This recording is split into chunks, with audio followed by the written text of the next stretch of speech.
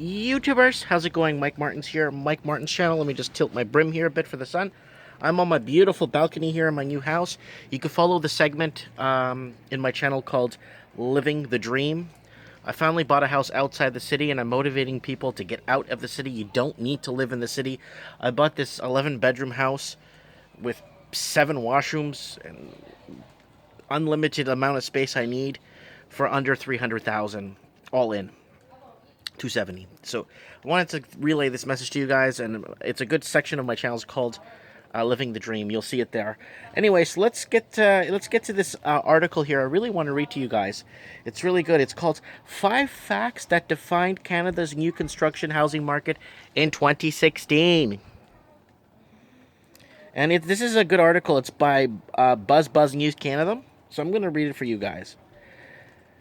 Dated bungalows selling way over asking in super competitive Canadian housing markets often grab headlines, but 2016 was hardly quite the year in Canada's new construction housing market.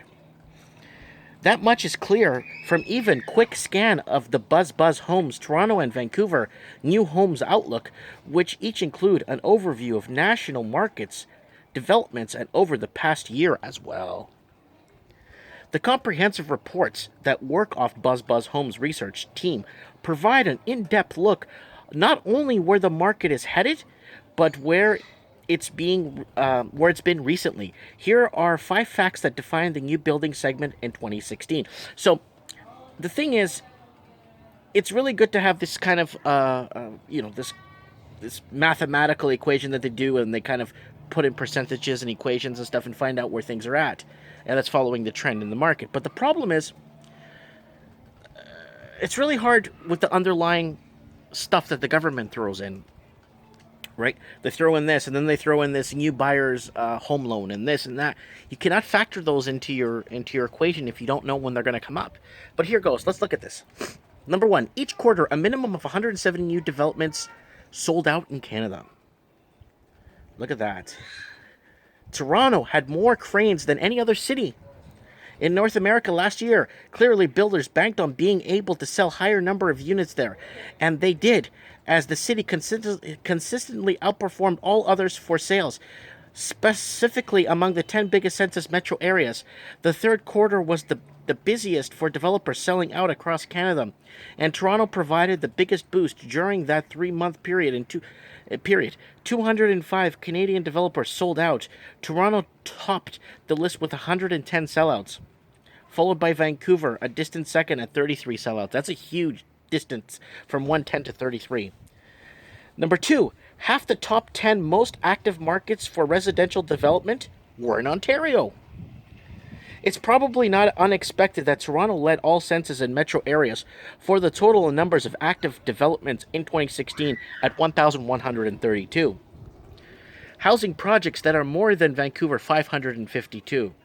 Edmonton, 415, combined and accounts with 32% of the active developments in 10 leading markets. But 4 other Ontario cities were in the top 10. Ottawa, 228, Kitchener, Waterloo, 103, Hamilton, 102, and London, Ontario at 64, 2. 3. Canadian condo development increased by 11% on average. But new housing development is getting denser, according to Buzz Homes' Notable Trends in Canada section of the national report. However, it's a story of highs and lows. The number of housing developments with units for sale dropped 10% at the same time, with the report reflects an increasing demand for the city living awakeable communities generated in part by unaffordable single-family pricing. People are being bought out of the market, just like Vancouver here in the last 10 years. People were being bought out. Silicon Valley, San Francisco, people being bought out of the markets. Sydney, Australia, Melbourne, everywhere. Number 4, Mattamy Homes was the most viewed developer on Buzz Home. Mattamy Homes, 122,376, 11 selling developments, 9 developments in registration, 1 pending development.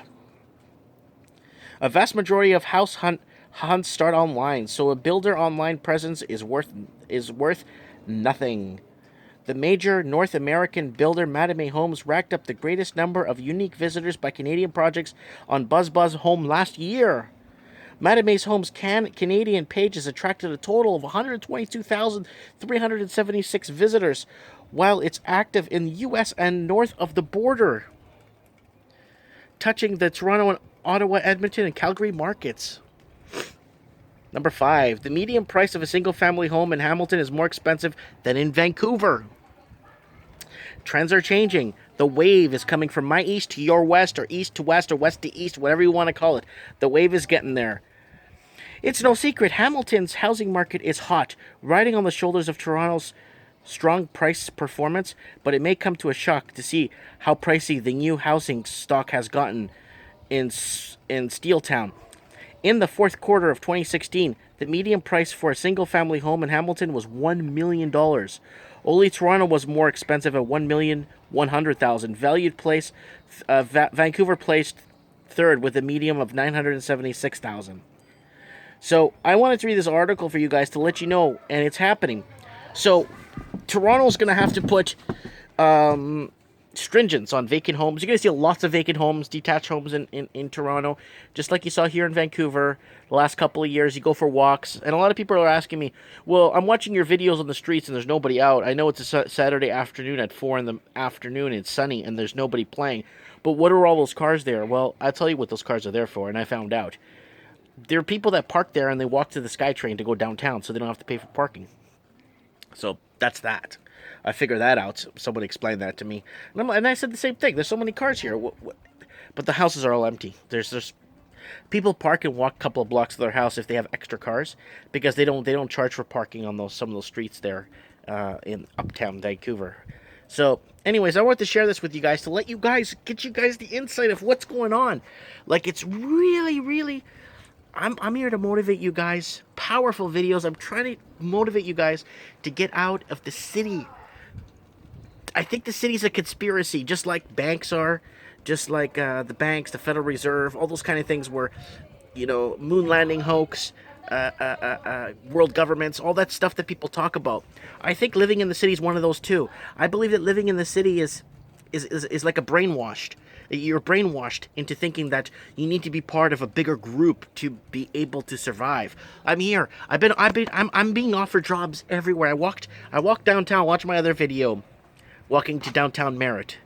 I went with my stepson. We went out to see if there was a barber open, because he starts school tomorrow, because tomorrow's Valentine's. Tomorrow's February 14th.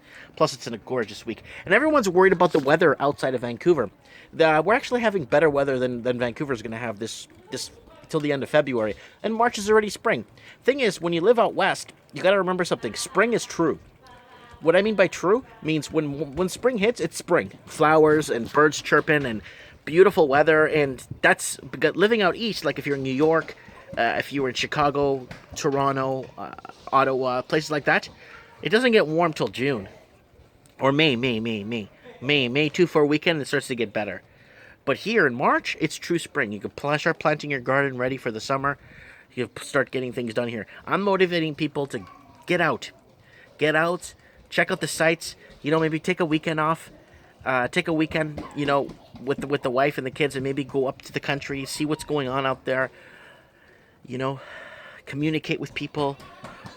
I think there's potential in little towns, and I think people are brainwashed into thinking they need to be part of a bigger... This bigger thing to be able to survive. And the thing is, okay, when I was in Vancouver, it's like, there's not a lot of people in Merritt. I've talked to more people here in 1 week than I've talked in 6 months, complete strangers, than I've talked in 6 months in Vancouver, in 1 week here. Everyone's waving from their cars, everyone's saying hi, everyone's in a great mood, everyone's happy here, everyone's just so more chill here, the traffic is beautiful here. And that's what I'm trying to spread to you guys. The happiness of being outside. You know what I'm saying? So if you're out east and you don't want to come out west, I'm thinking like really, really up north in Ontario or west in Ontario.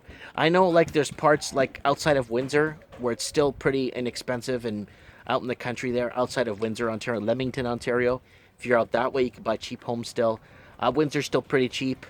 There's a lot of places you can still go in Ontario, and you can start networking and actually build yourself up. I just want to motivate you guys to get out, enjoy this. Oh, I'm gonna go fishing on Thursday or hiking. I'm not sure. I'm gonna go fishing on Thursday, Wednesday. It's gonna be just great weather all week, and it looks like it's. I looked up the 28-day, 30-day forecast, and it looks like it's trailing into spring with nice weather like this. You know what I'm saying?